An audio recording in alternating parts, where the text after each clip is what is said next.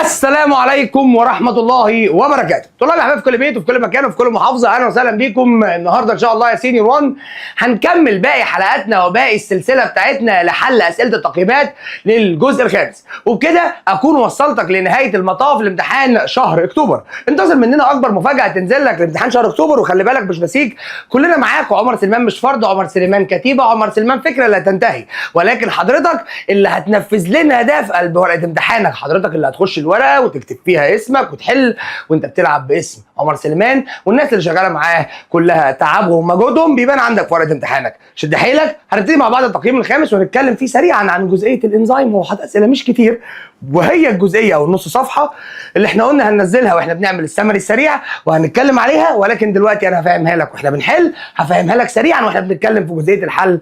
مستر يلا بينا نبتدي حصتنا، يلا بينا يا رجاله نتوكل على الله، بسم الله. وهنا الدرس بتاع الخلايا النباتيه والخلايا الحيوانيه وفائده كل حاجه موجوده جواها ايه. مش بس كده، ده انت كمان بعد كده هنخش في الجزء بتاع الفانكشن بتاع الحاجات، وبعد كده هنخش في الانزيم والانزيم فائدته ايه. فيلا بينا يا رجاله. السؤال الاول بيقول لي هنا all the following from the reason of making the water essential for life. انت عارف ان الميه مهمه للحياه دي، الميه كمان بتعدل التمبريتشر بتاع الجسم، لان الميه عندها هاي سبيسيفيك هيت، يعني الميه ما بتسخنش بسرعه وما بتبردش بسرعه، فبتبقى ظابطه درجه حراره الجسم. فبيقول لي كل دول يعتبر من استخدامات واهميات الميه في الحياه ما عدا، بص، vital activity in the living organism depend on the water property. صح. It is the most abundant chemical substance in living organism. 70% من الجسم. It represent almost all the chemical reaction. صح مظبوط. The water is found inside the cell only. لا يا باشا، دي موجودة جوه الخلية بنسبة 47% وبره الخلية بنسبة 23%. موجودة جوه وبره يا معلم. اللي وراه. Which was the following correct description for the percentage of the water. المية كلها of the body mass 70%. طب inside the cell 47. طب outside 23. يبقى الاجابه الصح يا رجاله هتكون الاجابه ايه؟ طبعا الوزاره منزله الحته دي بالعربي عادي يا عم، ما تعلقش. جميل. اللي وراه which of the following is the correct describe for prokaryote. ثانيه لما يقول لك كلمه، عندي حاجتين، واحده اسمها بروكاريوت، عندي حاجه اسمها ايوكاريوت. كلمه بروكاريوت يعني معناها جيناتيك بروبرتي او جيناتيك ماتيريال اللي موجوده جوه النيوكليس مش متغطيه. ادي النيوكليس بتاعتي بيكون جواها، فين القلم؟ في اهي، بيكون جواها صفات وراثيه، والصفات الوراثيه دي يا اما متغطيه يا اما مش متغطيه. لو الصفات الوراثيه متغطيه بتقول عليها ايوه، طب متغطيه برو. والبروكاريوت بيظهر اكتر في اليوني سيلر. جميل، زي البكتيريا. قال لي which of the following correct describe for prokaryote. يلا. مالتي سيلولر؟ لا، قلت لك يوني سيلولر. they are unicellular or multicellular؟ لا. هنا their genetic material not surrounded by nuclear membrane. ما الغطا اللي بره ده بنسموه عندنا nuclear membrane. ماشي، يبقى الاجابه الصح هي الاجابه سي. اوكي، اللي بعده. ايه ده شكل من اشكال اللي هي زي اميبا، باراميسيا، الحاجات دي اللي هي الحاجات دي يا مستر. تشوف الجيناتيك بروبرتي او الجيناتيك ماتيريال بتاعتنا على طول في السيتوبلازم. ايه السيتوبلازم ده؟ السيتوبلازم ده سائل جل هم بيعوموا فيه، ولكن مش حواليها غطا، مفيش كفر كده مغطيها. يبقى الوليه دي ايه من غير ما افكر؟ بروكاريوت. يبقى هنا بيقول لي بقى زي shows a figure which represent نقط cell whose wall contain نقط. واحده بسم الله الرحمن الرحيم. ده تبع عيله البرو. دي انهو سيل؟ دي يوني سيلولر او بكتيريا. اوكي ماشي، بكتيريا ده سيل. فنجاي؟ لا، ما هو خلي بالك بس الفنجاي في منها يوني وفي منها مالتي، بس دي الاخص البكتيريا. وكمان عشان خاطر هي ما فيش اي كفرد. الفنجاي يعتبر بالنسبه لي عندها كفرج بره، فتعتبر تبع الايوكاريوت مش البروكاريوت. اديني بفهمك اهو. طب هل الكفر الخارجي السيل وول؟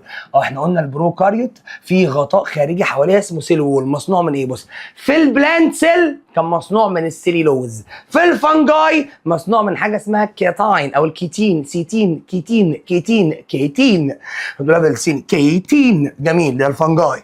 طب مستر هنا بقى بيبتيدو جلايكان، لا لازم في خبره، يبقى مصنوع من ايه يا رجاله؟ ماده البيبتيدو جلايكان. الله الله الله. اللي بعديه Which of the following is the correct describe for eukaryote؟ eukaryote يعني هنا الجيناتيك بروبرتي متغطيه يعني نيوكليس جواها جيناتيك بروبرتي، والجيناتيك بروبرتي متغطيه من جوه بحاجه اسمها نيوكليير ممبرين. ماشي يا باشا.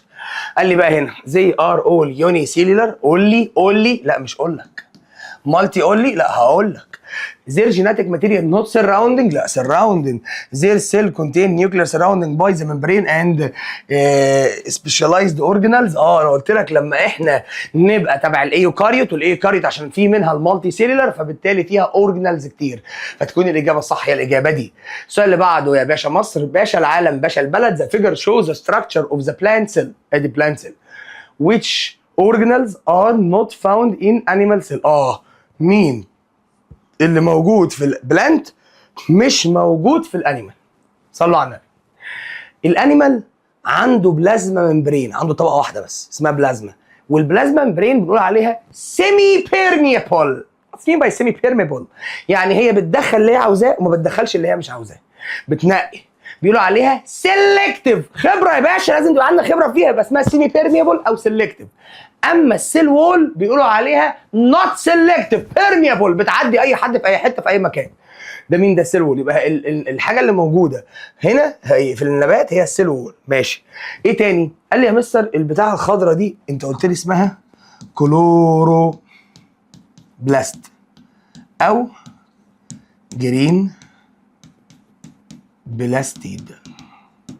خلاص، يبقى الاجابه البلاستيد اند السيل وول. دول اللي موجود في الانيمال مش موجود في البلانت، مش موجود في الانيمال سيل. يلا بينا على اللي بعد. شايف اللي بعده بيقول لي اذا سيمي ممبرين في غشاء رفيع evolved surrounding the cell in the living organism and separate the cell component from the surrounding environment. اسمه ايه ده يا مستر؟ خلاص يبقى ده اسمه سيل ممبرين. خلي بالك ثانيه واحده، يبقى هنا بيقول لك the semi permeable. ويت بقى، السيمي بيرميبل يعني بيعدي اللي هو عايزه. كنت قاعد بقول لك اسمها ايه؟ سيلكتيف، بينقي. ده مين ده؟ اسمه عندي بلازما ممبرين. فسيادتك هتدور على بلازما ممبرين مش هتلاقيها، ما هي بلازما ممبرين هي كلمه سيل ممبرين، فهي الاجابه الصح. ايه ذا اورجانال؟ بص يا جماعه افهم برضو، كلمه اورجانالز هي كلمه اورجان، بس اورجانالز حاجه اصغر، زي مثلا ايه؟ الميتوكوندريا، الكلوروفيل، كلوروبلاست، ريتيكولم، كل دي حاجات اسمها اورجانالز، يعني اعضاء او صغنططه. ماشي. that control the cell activity. مين الحاجه اللي بتتحكم في نشاط الخلايا؟ and contain genetic property. خلصنا. وفيها الصفات الوراثيه. بص، عقل الخليه بتحكم في الانشطه الداخليه وجوايا المواد الوراثيه. اصحى، دي مستخبيه، دي هي النيوكليس يا وليه. جميل قوي. بعد كده عندي بقى سؤال بيتطابق من 5 اسئله عليه. يعني بص، هو تعالى بس نشوفه كده الكلام. الزو ده اسمه ريتيكولم، والاخضر ده اسمه جرين بلاستيد او كلوروفيل، وده اكيد الميتوكوندريا، وده الفاكيول تقريبا. يعني في الرسمه مش واضحه شويه بس. وده هو تقريبا السهم ده مشاور على حاجه مش مستوى، ولا انا بتهيألي ولا ايه؟ هما اكس واي زد بس صح؟ في دبليو صح؟ ده في حاجه ناقصه. اكس واي زد، اكس واي زد، خلاص كده مظبوطين. ماشي يلا بينا. which of the following organelle not found in plant؟ مين في دول مش موجود في ايه؟ not found in animal cell. اوكي، مين مش موجود في الانيمال؟ خلاص عرفت، هي الكلوروفيل او الكلوروبلاست اللي اكس. يبقى الاجابه الصح هتبقى اكس. يلا. which of the organelle responsible for storage food؟ ده بيخزن الاكل والطعام، ومعروف ان هو حجمه كبير، اللي هو دبليو. اللي بعدين which of the following organelle contain chlorophyll substance that carry out photosynthesis؟ يبقى الاجابه عندك هتبقى اكس، اللي هي كلوروفيل، كلوروبلاست، جرين بلاستيد. which of the following organelle that serve on the energy؟ ده الميتوكوندريا اللي هي مين؟ زد اللي كانت هناك خالص دي. جميل. which of the following organelle are the group of membrane which transport various material؟ دي اللي اسمها الريتيكولم اللي هي الاجابه عندك هتبقى واي. جميل يا باشا. بعد كده بيقول لك which of the following correct describe for the structure of the cell wall in both fungal and plant cell؟ fungal يعني فنجاي. في الفنجاي معموله من بره من حاجه اسمها الكيتين، وفي الاني بلانت سيل معموله من السليلوز. يبقى الاجابه كيتين اند سليلوز تبقى الاجابه الصح، هي الاجابه دي. يلا بينا على اللي بعديه. شباب نخش على بعض. بيقول لك which of the following correct describe the catabolism anabolism؟ صلوا على النبي. الراجل دلوقتي كل سؤاله ليك يعني ايه كلمه كاتابوليزم، يعني ايه انابوليزم، وايه الكلام ده وجا منين واصله ايه، لان انت ما تعرفش. ارد اقول لك يا عم بكل بساطه بدل ما نكروتك فانا هنسمعها لك مرتين، مره سريعه كده دلوقتي ومره بسيطه بعد كده بمره موضحه واحنا بنعمل السمري بتاعنا. تعالى كده يلا نجم. بص يا حبيب قلبي، لما حد يجي يقول لك كلمه اسمها كاتابوليزم وكلمه اسمها انابوليزم، بص يا حبيب قلبي دلوقتي انا بيكون عندي السبستنس بتاعتي ايه الكبيره، حاجه اسمها لارج مولكيولز، جزيئات كبيره. الجزيئات الكبيره دي هبدا ان انا يا عم هبدا ان انا ادخل لها طاقه عشان ابدا ان انا اكسرها. يبقى انا هبدا ادخل طاقه واكسرها. لما سيادتك تبدا تكسر ده فيتحول عندك لجزيئات صغيره زي مين كده؟ والله زي السكر. السكر يبدا ان هو يتكسر، واثناء ما هو عمليه كسره او اثناء ما هو بيتكسر فبيتحول من لارج بارتيكل لسمول بارتيكل، اجزاء صغيره. وتبدا السمول بارتيكل دي في خطوه تانية تحصل، يبقى عمليه تكسير الجزيئات الكبيره لجزيئات صغيره دي اسمها عندي يا رجاله سوري اسف هي فين دي اسمها كاتابوليزم. وخلي بالك فلما بتكسر بكسر رابطه بطلع طاقه. يبقى تاني بكسر رابطه بعمل ايه يا رجاله؟ بكسر رابطه بطلع طاقه، يعني بعمل ريليز للانرجي.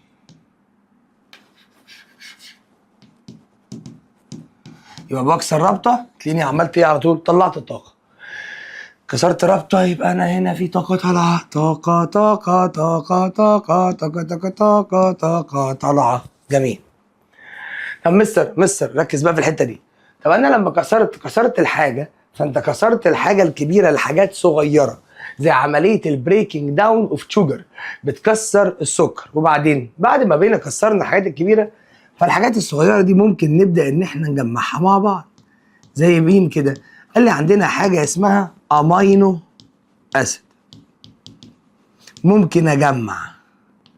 عمليه التجميع دي يا معلم لما اجمع حاجات صغيره جنب بعض ممكن تقول كلمه كولكت، ممكن تشوف بقى انت هتقولها ازاي، بس هنا اسمها عمليه تجميع. فلما بعمل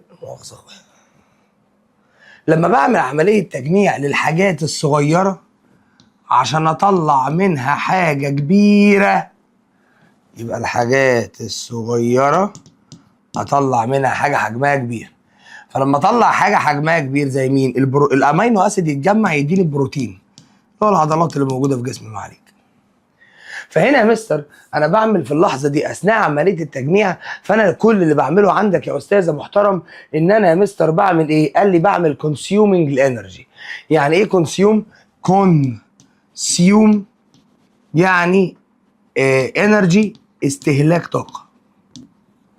يبقى هنا بستهلك طاقه هنا فانا اطلع طاقه. يبقى في لما عم بعمل كاتابوليزم، كلمه كاتا يبقى انا بعمل ايه يا مستر؟ بكسر الحاجات الكبيره وبطلع منها حاجات صغيره وبطلع معاها شويه طاقه. اما هنا بجمع الحاجات الصغيره جنب بعضها عشان اكون حاجه كبيره، فانا لازم استهلك او ادخل طاقه او اسمها ابزورب انرجي. حلو. يبقى ده بيطلع طاقه، طلوع الطاقه اسمه اكزو. طب دخول الطاقه اسمه اندو. دي برضو حاجه عشان لو سالك كده فيها داخليه. هنا انا عملت كده صيغه كيميائيه تفاعليه كبيره. في ناس ممكن تخش تساعدني في التكسير، وفي ناس ممكن تساعدني في التكوين. يعني ايه؟ دلوقتي حضرتك واخد مواصلات ومتوكل على الله رايح السنتر، فبالصدفه البحته وانت واقف على الطريق مستني المشروع، بتجري ورا المشروع وبتنط في المشروع تدفع فلوس المشروع، تفضل واقف طول اليوم، بعد كده عقبال ما توصل الدرس بقى اتفرهدت. طب ايه رايك ان ممكن واحد يساعدك؟ فانا ماشي معاك على الطريق وبالصدفه شفت عربيتي معديه فوقفتني قلت لي لو سمحت خدني معاك الدرس اللي انت رايحه، فانا ركبتك معايا وصلتك اريح اسرع اسهل، وفرت الطاقه وفرت الفلوس اللي كنت هتدفعها في المشروع. انا في اللحظه دي ما رحتش معاك الدرس، انا جاست وصلتك، يبقى انا ساعدتك انك توصل مكانك وانا ما اتاثرتش وماليش دعوه، انا خدتك على سكتي مشيتك. مين الناس اللي بتساعد؟ اسمها كاتاليست في التفاعلات الكيميائيه، لكن جوه الكائنات الحيه بنسميها انزيم. والانزيم بيعمل ايه؟ اكسلريت، بيسرع الكيميكال رياكشن انسايد ليفنج اورجانيزم، بس لا وزود افكت ما بيتاثرش، بس لا ده كمان يا مستر ده بيعمل يوفر الطاقه، اسمها ديكريز اكتيفيشن انرجي. اكتيفيشن انرجي جميل. ده الكاتابوليزم، بطلع بعمل ريليز. الانابوليزم بستهلك بعمل كونسيوم. يبقى الاجابه الصح هي الاجابه سي. اللي بعده all the following are anabolism. كل ده انابوليزم يعني بكون، بص بكون جلوكوز صح، بكون بروتين، كلمه انسايز يعني تكوين. develop the bone and muscle، بكون البون والمصل يعني بروتين برضه. breaking down glucose and sugar، لا ده ده except. all the following are catabolism process except كاتا بكسر بكسر انا بجمع. حلو يلا بينا. هنا سنسايز بروتين انا عايز كله بكسر، بريكنج داون كربوهيدرات، بريكنج داون بروتين، بريكنج داون جلوكوز، سينسايز يعني بكون بروتين، لا دي الحاجه الوحيده اللي ما تنفعش. يلا بينا على اللي بعد. شوف الجزء اللي بعده ايساي بيقول لحضرتك هنا ايه السؤال. في سؤالنا هنا يا رجاله الراجل بكل بساطه بيقول يلا بينا بيقول لي يا رب The water is essential for the life. ليه الميه مهمه للحياه؟ اولا الميه تعتبر the most unique، اكتر حاجه يعتبر ليها اهميه واكتر حاجه مميزه بالنسبه لنا احنا، وحاجه فريده بالنسبه لصفاتها لانها عندها هاي سبيسيفيك هيت. يعني الميه ما بتتاثرش بسهوله، بتفضل موجوده في جسمك، تقعد وقت كبير عشان تتاثر بالتسخين وتقعد وقت كبير عشان تتاثر بالتبريد. جميل. ومش بس كده، دي كمان تشكل 70% من جسم الكائن الحي.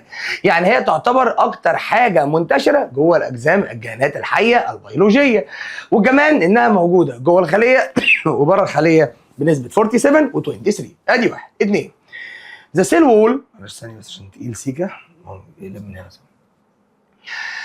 ذا سيل وول اوف ذا بكتيريا كونتين بيبتينو جلايكان. البيبتينوجلايكان بيبقى موجود بره الخليه. ليه؟ عشان يدي الخليه شكل structure وقوه rigidity. يبقى هنا to provide the shape and rigidity. بعدين the bacteria are prokaryote. ليه قلنا عليها برو؟ يا برو قلنا برو عشان خاطر ما فيش غشاء خارجي موجود حوالين الجيناتيك بروبرتي اللي موجوده في النيوكليس.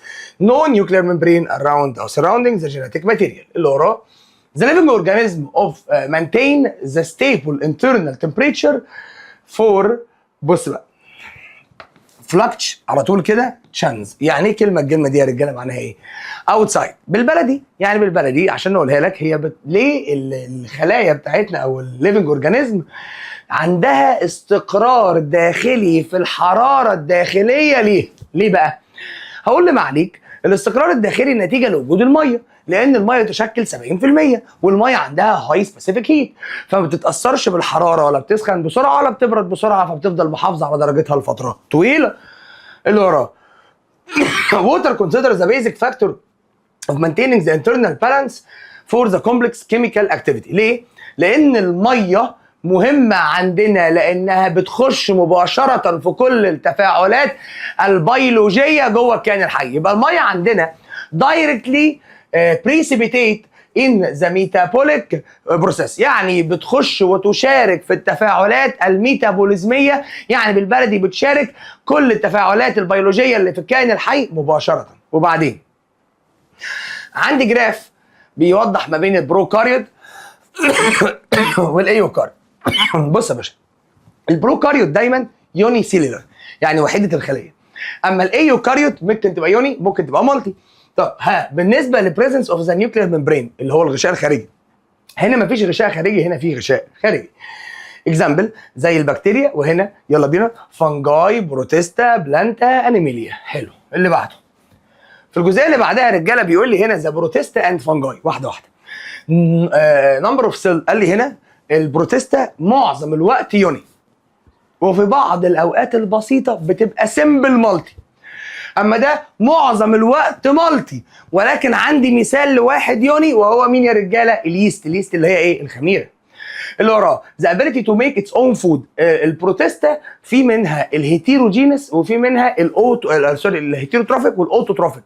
اوتوتروفيك يعني بيعتمد على نفسه بنفسه، هيتيروتروفيك يعني بيعتمد على غيره. ده بالنسبه للبروتيستا. انت بتفتكر معانا كان عندنا حاجتين، كان عندنا حاجه اسمها جولدن الجي ودي كانت بتعمل فوتوسينثيس فقلنا عليها اوتوتروفيك، وكان عندنا حاجه اسمها البروتوزوا هي حاجه شبه البكتيريا في نفس السكه بتاعتها وكانت بتعتمد على غيرها. اما هنا ده تعتبر هيتيروتروفيك لان معظم الفنجاي بيقف على الحاجات الميته وعلى الحاجات الباقيه وعلى البواقي عشان ياخد منها، فده اسمه هيتيروتروفيك بيعتمد على غيره زي ليست اند مشروم. اللي بعديه بيقول لي كومبير بتوين بلانت اند انيمال. سريعا، لما اجي اعمل عمليه مقارنه بين البلانت والانيمال هفكر ازاي؟ لما اجي افكر هقول لك ان البلانت تعتبر مالتي سيلولر والانيمال يعتبر مالتي سيلولر. ادي واحد. اتنين، the ability to make its own food. البلانت بيعمل اكله بنفسه بيقولوا عليه اوتوتروفيك، اما الانيمال بيعتمد على غيره بنقول عليه هيتيروتروفيك. The presence of cell wall in their cell. الراجل ده بلانت عنده سيل وول اسمها سيلولوز، اما ده عنده سيل وول اسمها ايه؟ نو سيل وول. ده عنده بلازما ممبرين على طول، ما عندوش طبقتين، ده عنده طبقه واحده. The presence of بلاستيد. الجرين بلاستيد اللي هي البلاستيد اللي هي الكلوروفيل اللي بتعمل عمليه فوتوسينثيس. في البلانت بالفعل في جرين بلاستيد موجوده جواها، اما في الانيمال فما فيش جرين بلاستيد اساسا موجوده جواها. جميل. اللي بعديه كومبير كمان انا فاكر. ايوه، فيرتبلر وانفرتبلر. في الانيميليا انا مقسمها كائنات فقاريات ولا فقاريات. الكائنات الفقاريات اللي عندها باك بون، اما الانفرتبلر اللي ما عندهاش باك بون، عمود فقري. هنا زي مين؟ بيرد، ريبتايل اند مامل اند امفيبيانز اند فيش.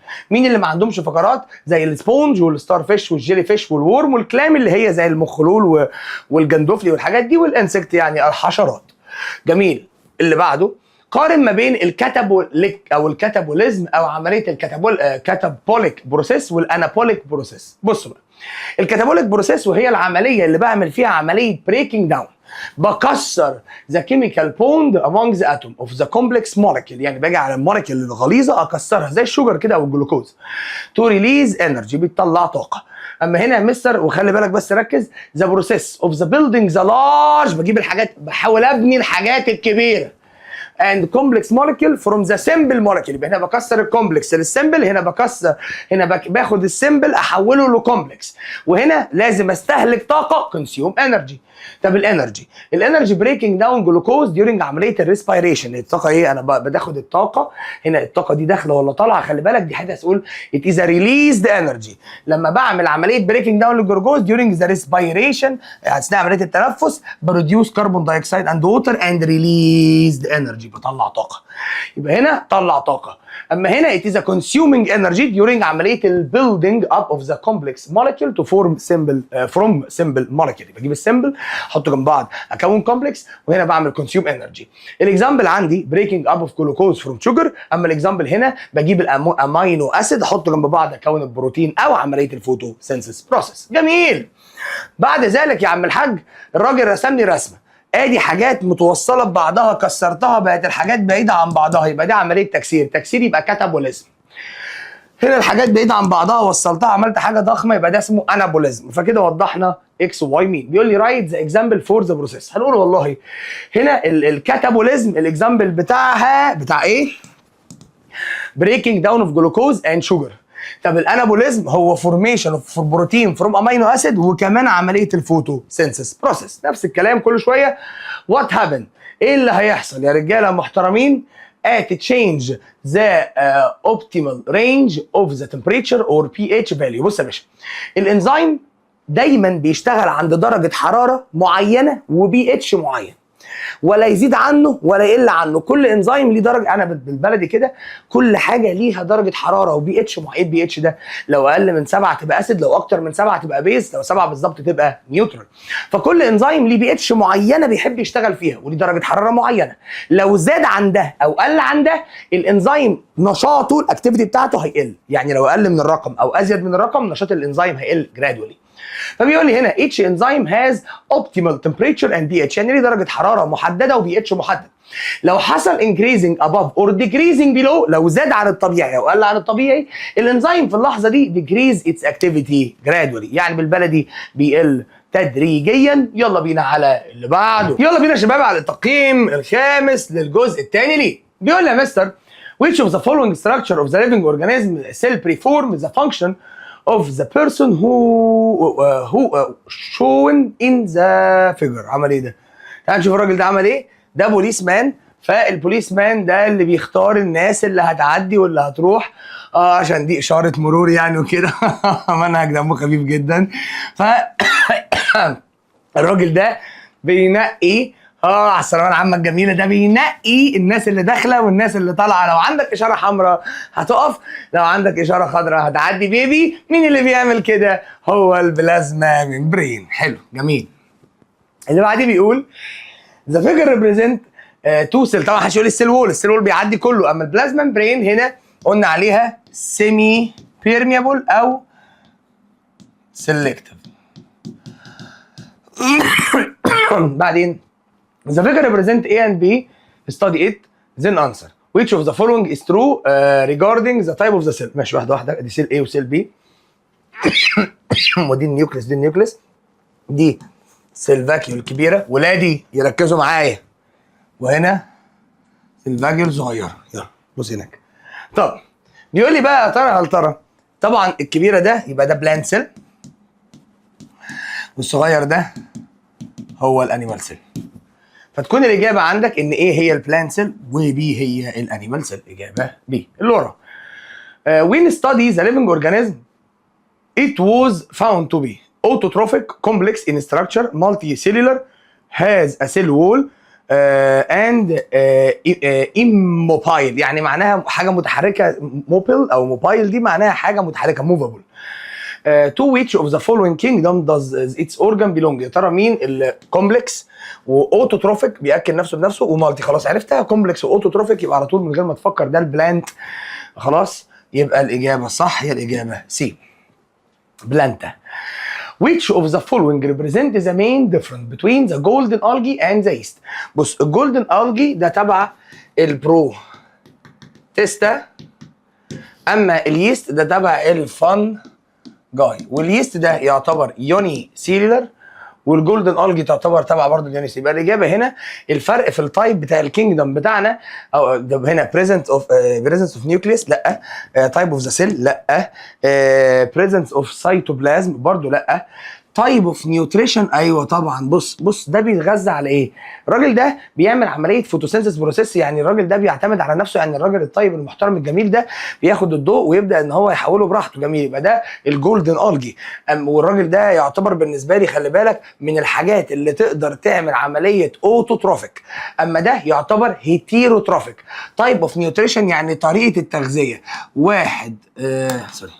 واحد هيتيروتروفيك، اما ده اوتوتروفيك. اللي وراه which of the following play a fundamental role in regulate the organism of body temperature. ايه الحاجه اللي بتنظم الووتر؟ عشان عندك اكتب كده عندها ايه؟ عشان عندها هاي سبيسيفيك. فسيادتك هاي سبيسيفيك يعني عندها قدره عاليه على الاحتفاظ بدرجه حرارتها لوقت طويل من غير ما تتاثر. اعطيني جراف جميل. الله بيقول لي the opposite graph shows the percentage of the water in the different part of the body of the mammal. Which of the following represents the correct percentage of the water in the body mass inside the cell and outside the cell. جوه الخليه النسبه 47، بره الخليه النسبه 23. طب ماشي، وكلها على بعض نسبتها 70%. بص هنا النسبه الكليه 70، هنا 40 وطلع فوقيها في شويه يبقى ده 47، هنا فوق ال 20 بشويه يبقى ده 23. يبقى الاجابه الصح ايه تكون اجابتنا الصحيحه هي الاجابه ايه. في الصفحه اللي بعدها على طول صح؟ الصفحه اللي بعدها يا رجاله بتقول هنا ايه؟ study the scheme diagram opposite which show the component of the fine structure of the cell of the 4 different organisms when determining which component is represented by number 1. بص يا باشا، unicellular organism ادي 1، وانيمال سيل ادي 2، بلانت سيل ادي 3، بكتيريا سيل ادي 4. في حاجه مشتركه ما بينهم. الحاجه اللي مشتركه ما بينهم يا رجاله، لو جينا بصينا كلهم الحاجه المشتركه سواء كنت انيمال او يوني سيلولر او بلانت او بكتيريا. اول حاجه ما حدش يقول لي السيلولوز وول ده بتاع البلانت، بيبتينوجينس ده بتاع الجزء الاولاني بتاع البروتيستا. طب سايتو كلوروبلاست ده موجود في البلانت سيل بيعملوا فوتوسينثيز. سيل ممبرين كلهم عندهم كفر خارجي للسيل للخليه. ما قلتش جيناتيك بروبرتي، ما قلتش جيناتيك ماتيريال، بقول للسيل كلها. اللي وراه if you know that the enzyme X is selective to change in temperature, which of the following curve represent the activity of this enzyme. بص يا باشا، قال لي يا مستر خلي بالك ان الانزيم حساس جدا بالحراره، بيتاثر بالحراره باقل حاجه. فلو جينا بصينا بيقول لي عايزين انزيم اكتيفيتي اند تمبريتشر. بص احنا دايما الانزيم بيشتغل عند درجه حراره معينه. والله يا مستر اقل حاجه هيتهز الانزيم فيه هيأثر فيه. لا نركز لو سمحت. بصوا لو جينا بصينا هنلاقي هنا الانزيم الكيرف بتاعه لازم ما يبقاش عامل كده. ليه بقى؟ لازم الانزيم يبقى فيه بوينت، البوينت دي هي اعلى حاجه ليه. انا معلمك في نقطه ما ينفع. بص المنظر ده وثبت كده، ثباته هنا ما ينفعش يثبت عند درجات حراره مختلفه، وهنا التمبريتشر بيتغير، فهو ليه درجه حراره واحده، درجه حراره واحده معينه، يبقى ده ما ينفعش. بص المنظر الغبي ده ما ينفعش.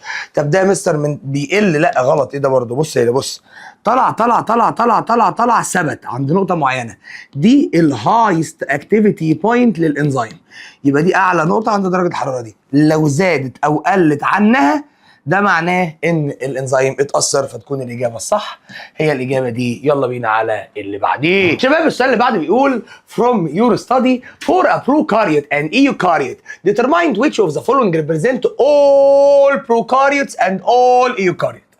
واحده واحده. ايه الحاجه المنتشره فيهم هما الاثنين؟ بص النيوكليوس ولا سيلولوز ولا بلاستيدز. بصوا يا جماعه الحاجه المنتشره فيهم الجيناتيك ماتيريال. الاثنين عندهم جيناتيك ماتيريال، بس في منهم اللي متغطي وعامل نيوكليوس وفي منهم مش متغطي ومش عامل نيوكليوس. اللي بعده all the following are considered invertebrate except. كلهم invertebrate. معنى كلمه invertebrate يعني يا رجاله ما لهمش عمود فقري معادي. يبقى مين اللي ليه عمود فقري؟ قال لي الستار فيش لا، الكاكروش مش عارف مش معانا، بيرل اويستر ولا كروكودايل. خلاص يعني الكروكودايل من الريبتايلز، والريبتايلز معروف ان هي عندها عمود فقري، يبقى نختار الحاجه اللي عارفينها. بعدين بلانت different from animal in all of the following except. يا ترى البلانت مختلف عن الانيمال في كل دول ما عدا التايب اوف نيوتريشن، دي مهمه قوي صح. ذا ابيليتي تو موف صح، الانيمال بيتحرك بشكل اكبر، واحد موبايل والتاني اموبايل. ريبريزنت سيلولوز، البلانت عنده سيلولوز. طب مالتي سيلولر، هي دي الحاجه الوحيده اللي هم مشتركين فيها ان هم الاثنين مالتي سيلولر. اللي بعديها يا استاذه محترم ذا اوبوزيت دايجرام. عندي دايجرام حاجات بعيده عن بعض دخلت لها طاقه فقربوا لبعض، يبقى العمليه دي شبه الانا بوليزم او انابوليك، ودي كاتا بوليزم. ليه يا معلم؟ لان دي حاجات بعيده عن بعض كسرتها. هنا تكوين دخل طاقه، هنا تكسير طلع طاقه، وهنا طلع انرجي، هنا دخل انرجي. بيقول لي بقى ذا بروسيس ايه اوكير ان ميتوكوندريا. ميتوكوندريا دي مصدر للطاقه اللي بتطلع طاقه اسمها اي تي بي اللي اختصارها ادينوسين تراي فوسفيت. خلاص هل ايه طلعت طاقه؟ لا الاجابه غلط. طب هل بي ميتوكوندريا؟ بي طلعت طاقه. طب نكمل. اند ايه اوكير ديورنج ماسل فورميشن. تكوين اهي، لما كنت بجيب الامينو اسيد احطهم جنب بعض يدوني البروتين. يبقى الاجابه الصح يا رجاله محترمين هي الاجابه بي. يلا بينا على اللي بعد. شباب بيقول لي هنا ذا انزيم كاركترايزد باي زير كومبوزيشن اوف. يا ترى الانزيم مكون من ايه؟ الانزيم مكون تكوينه الداخلي الانزيم هي عباره عن مجموعه بروتينات. اللي وراه الراجل عاطيني انزيم اكتيفيتي ماده اسمها اكس وواي، لقينا ان ماده اكس كبرت قوي بقت نشيطه والبي اتش ب 8، بي اتش ب 8 يعني بعد السبعه، بعد السبعه يبقى بيز، والواي نشطت وبقت اكتف لما البي اتش 1.5 يعني قبل السبعه، يعني هنا اسيد. يبقى انا فهمت كده يا رجاله ان الاجابه ان واي اكتف ان اسيدك ميديم، ان كل واحد ليه ميديم بيحب يكون اكتف عنده. اللي بعده، السؤال اللي بعده بيقول لحضرتك هنا ايه يا رجاله؟ يلا بينا. بيقول لي the opposite the possible graph show the active of enzyme at different temperature.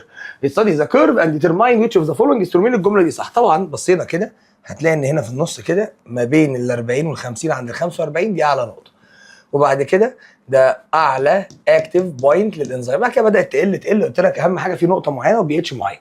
ذا رياكشن ريت ريتش هاي ات 5 سليزيوس، لا طبعا الكلام ده صح او غلط؟ قلت لك في النص يعني تقريبا عند 45 سليزيوس. جميل. ذا اول انزيم مولكيول ار كونسيوم ات 70 سليزيوس، كل الانزيم كونسيوم. بص يا باشا، هو كلمه كونسيوم لا، هي الفكره كلها عند درجه حراره 70 سليزيوس السبيد اوف ذا رياكشن قلت، يعني الاكتيفيتي. تاني، الانزيم ما بيحصلوش كونسيوم، ادي نقطه. الانزيم كده كده بيخش زي ما هو وبيطلع زي ما هو. هو الفكره اول انزيم اصبح نوت اكتف، وغير كده عند بص هو مش عند 70، هو اقل من 70 بدرجه كمان. اوكي، يبقى الاجابه دي خاطئ مش هنستخدمها. زي انزيم اكتف ايكوال ما بين 30 و60. طب استنى، عند 30 خد ال 30 واطلع لفوق وقفت هنا، وعند 60 وقفت هنا. تصدق دول قد بعض، بس هنا مره عند 30 ومره عند 60. مظبوط، يبقى الاجابه دي هي الاجابه الصحيحه. يلا بينا يا رجاله على الجزئيه اللي بعدها. شباب يلا بينا. بيقول لي ذا سيل اوف ذا ليفنج اورجانيزم ديبند اون ذا ووتر. نفس الكلام، لان الووتر نيسيسري. ليه؟ لانها بتخش في كل الميتابوليك بروسيس، لان الووتر تعتبر من ضمن الحاجات اللي بتخش في الكيميكال رياكشن، لان الووتر موجوده في الجسم بنسبه 70% جوه الخليه وكمان بره الخليه. اللي بعديه بيقول لي ذا ووتر فاكتور ان ذا ليفنج سيل determine the classification of the living organism into two type. يا مستر خلي بالك هنا what is the factor in the living organism بتعرفني التايب. the presence of the nuclear membrane around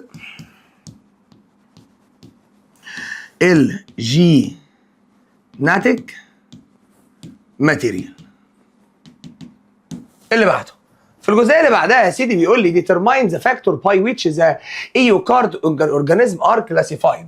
قال لي بص ايه الحاجات المميزه بيها الايوكاريوت؟ واحد، النيوتريشن بتاعها اوتوتروفيك يعني بتاكل نفسها بنفسها، وهيتيروتروفيك يعني بتعتمد على غيرها. ادي واحده. اثنين، ان يا مستر ممكن يبقى السيل بتاعنا يا اما يوني سيلر يعني احاده الخلايا وحيده الخلايا، اما مالتي سيلر يعني عندها خلايا كتير. ماشي. وبرده خلي بالك في حاجه تقولها لي برده في الايوكاريوت، ان الجيناتيك ماتيريال بتاعتنا كفرد باي نيوكلير ميمبرين. السؤال اللي بعديه بيقول identify the structure that distinguishes the plant cell from the animal cell. ايه الحاجه اللي بتفرقهم؟ اول حاجه ان السيل وول موجوده في البلانت سيل اللي بتسمح باي حاجه انها تعدي خلاص وبتدي الشيب بتاعنا، and ان كمان في جرين بلاستيد او حاجه اسمها سيتوبلازم او كلوروفيل، وده اللي بيعمل عمليه الفوتوسينثيز، موجودين في البلانت مش موجودين في الانيمال سيل. اللي بعديه بيقول لحضرتك explain the role of the water in proper functional of the cell organ. يا ترى الميه فايدتها ايه جوه؟ اولا الميه بتساعدنا او بتساعد الاورجانيزم عشان تعمل الاورجانيلز عشان تعمل الفانكشنز بتاعتها. وجود الميه بيخش معايا في كل الميتابوليك اورجان بيولوجيكال بروسيس، بيخش يساعدنا التفاعل، يمشي الدنيا. زيادتك لو ماما حتى بتعمل شويه عجينه لما الدنيا تقف هتقول لك ايه، حط شويه ميه. يبقى الميه بيخش عندنا لان ده حاجه اساسيه، وفي نفس الوقت بيستخدم ان هو بينقل الحاجه من مكان لمكان. اللي انت ما تعرفوش ان السيتوبلازم اللي هي السائل اللي موجود جوه مصنوع من الميه، هو عباره عن ميه بس هي ميه جيلاتينيه شويه جل. وفي نفس الوقت لما السيل بتاخد الاكل اللي داخل لها هيروح فين؟ هيدوب في قلب الميه عشان يقدر يوصل لكل الاورجانيلز اللي موجوده. اند يا مستر ريجوليت ذا تمبريتشر، يعني بالبلدي بينظم درجه الحراره لان عنده هاي سبيسيفيك هيت. واخر حاجه بيخش في الميتابوليك رياكشن في التفاعلات البيولوجيه اللي موجوده جوه اي سيل. Although the catabolism and anabolism are possible process, they both are important role in the body of the living organism. ليه هم مهمين؟ اولا الكاتابوليزم كاتابوليزم فهي بتعمل عمليه ريليزنج انرجي فور ذا سيل اكتيفيتي. لما بتعمل كاتابوليزم بتكسر الحاجه فانت بتطلع طاقه، فالطاقه دي مهمه عشان النشاط، وفي نفس الوقت بجيب الحاجات الكبيره اكسرها. انت بتاكل سكر، السكر ينزل يتكسر لحاجات صغيره فانت اخدت من السكر طاقه. عشان كده يقول لك لو دخت اشرب حاجه فيها عصير، عشان العصير فيه سكر ينزل عند حضرتك، او ميه بسكر فالسكر ينزل على الجلوكوز يتكسر جوه الجسم يديك طاقه تعرف تفوق تاني من الدوخه اللي انت فيها. او الانابوليزم، حضرتك دلوقتي هنا انا بستخدم الانرجي اللي طلعت من الكاتابوليزم عشان اكون عضلاتي اللي مصنوعه من الامينو اسيد، يبقى ده كون البروتين.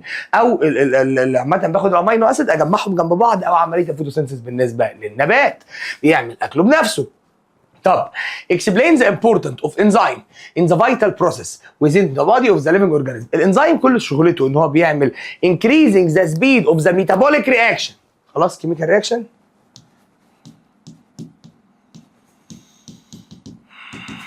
metabolic biological chemical reaction and decrease the activation. ايه الاكتيفيشن انرجي؟ هي الطاقة اللي بحتاجها. الانزيم بيعمل ايه؟ بيقلل الطاقة. خلاص، فالانزيم بيبدا يقلل لنا الطاقه. السؤال اللي بعديه بيقول لحضرتك هنا what is the main by the thermal range of the enzyme and explains its importance to the living organism. معنى كلمه thermal range ان temperature range in which the enzyme work بهاي efficiency. يعني بالبلدي الانزيم بيشتغل عند درجه حراره محدده معينه، مش كلهم زي بعض بس كل واحد بيحب درجه حراره معينه.